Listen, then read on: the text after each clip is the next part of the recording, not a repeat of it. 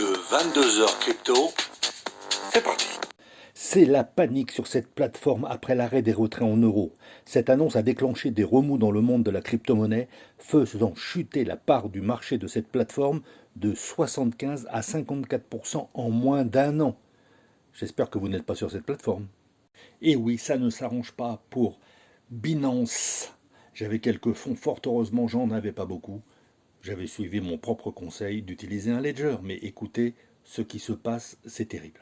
Le président de Binance France, David Princet, a tenté de rassurer les utilisateurs en expliquant que les retraits en euros vers les comptes bancaires sont toujours possibles.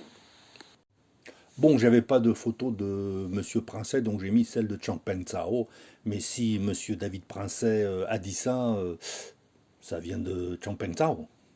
Les utilisateurs peuvent acheter des cryptos avec leur carte de crédit, Apple Pay ou Google Pay.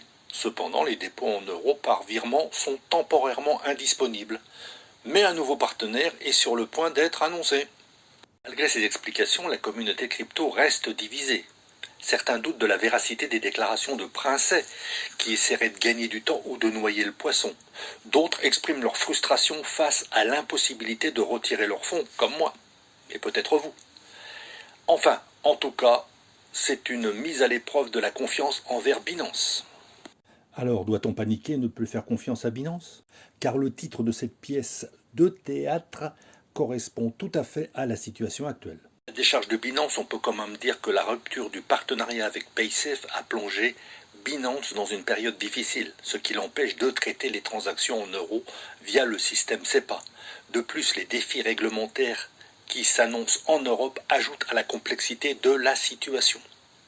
Bon, faut pas enterrer Binance, hein, ils vont s'en tirer, c'est quand même la plateforme qui domine le marché des cryptos, on peut encore leur faire confiance, mais rappelez-vous ce que je vous avais dit.